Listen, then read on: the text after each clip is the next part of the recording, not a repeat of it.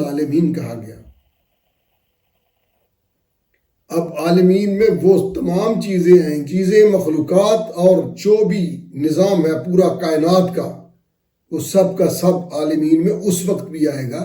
جب رسول اللہ صلی اللہ علیہ وآلہ وسلم کو رحمت العالمین کہا جائے گا۔ اب اگر رحمت العالمین کہا گیا ہے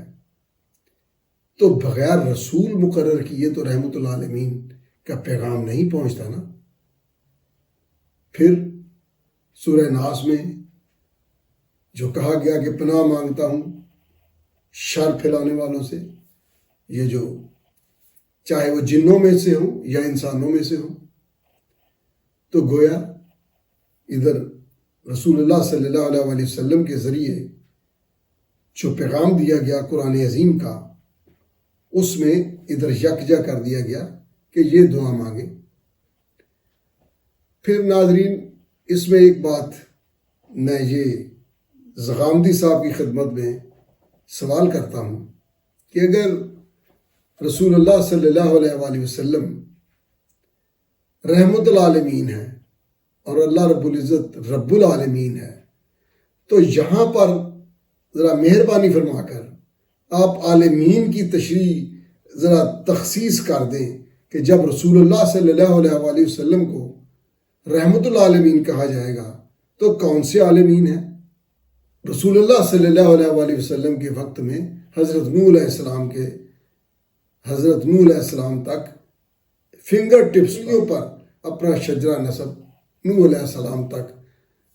عرب کے لوگ لے جایا کرتے تھے۔ اس بات کا مطلب یہ ہے کہ جو بات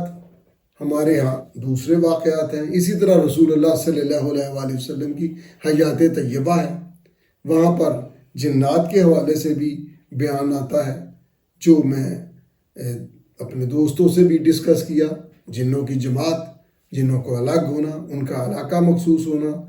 بلکہ مسجد جن آج بھی سعودی عرب میں ہے، مکہ میں ہے مسجد جن۔ تو ناظرین میرا غامدی صاحب سے، جوید احمد غامدی صاحب سے میرا یہ بڑا مؤدبانہ گزارش اور سوال ہے کہ جب کسی کو کوئی نہ سنتا ہو نا تو پھر ذمہ داری نہیں ہوتی۔ جیسے چلے میں کوئی عالم نہیں ہوں، کوئی مذہب کے حوالے سے تو میں کچھ بھی نہیں ہوں، میں ان کو سننے والا ہوں اور عمل کرنے کے لیے سنتا ہوں، لیکن میرے لیے انتہائی تعجب ہوا کہ رسول اللہ صلی اللہ علیہ وآلہ وسلم جنات کے نبی نہیں ہیں، عالمین کے لیے